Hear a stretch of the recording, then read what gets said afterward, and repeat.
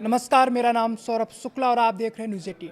Ukraine युद्ध की शुरुआत के बाद से अब तक की सबसे खौफनाक और डरावनी रात गुजरी है। यूक्रेन की राजधानी कीव के लिए रूस ने कीव और उसके आसपास के इलाकों पर एक ऐसा हमला किया है जिसने पूरी दुनिया को दहला दिया है। एक ही रात में रूस ने आसमान से मौत बरसाई है।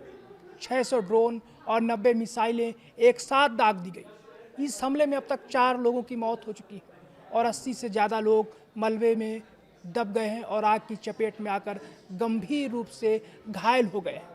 ये हमला कितना भीषण था, इसका अंदाज़ा आप कीव की इन तस्वीरों से लगा सकते हैं। रात भर आसमान में मिसाइलें गिरती रहीं और पूरा शहर धमाकों की गूंज से कांपता रहा। कीव की मेयर विटाली क्लिस्टको ने इस शहर के लिए सबसे डरावनी रात कह दिया है।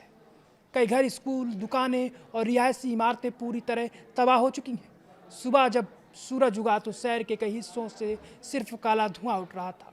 राष्ट्रपति जेलेंस्की के मुताबिक रूस ने सिर्फ कीव ही नहीं बल्कि उससे 64 किलोमीटर दूर बिला शहर को भी निशाना बनाया है। लेकिन इस हमले में सबसे ज़्यादा ध्यान खींचा है रूस की उस मिसाइल ने जिसे अजय माना जाता है।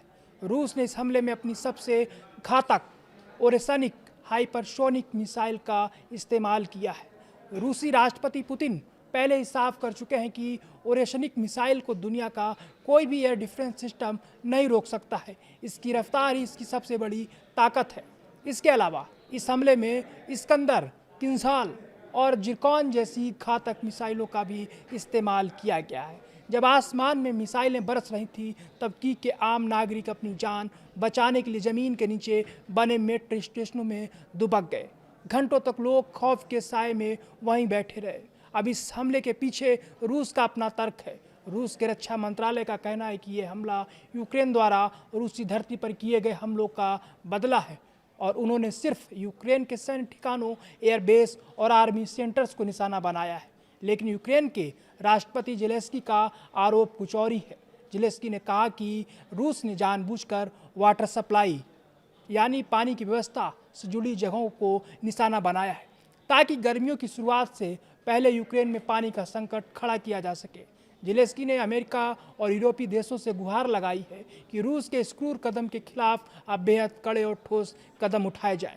जाहिर है इस हमले के बाद रूस और यूक्रेन के बीच चल रही ये जंग एक नए और बेहद खतरनाक मोड़ पर पहुंच गई है। हाइपरसोनिक और परमाणु क्षमता वाली मिसाइलों का ये प्रदर्शन आने वाले दिनों में और बड़ी तबाही का संकेत दे रहा है। क्या पश्चिमी देश यूक्रेन की इस पुकार को सुनेंगे या फिर कीव को आगे भी ऐसी ही खौफनाक रातों का सामना करना पड़ेगा?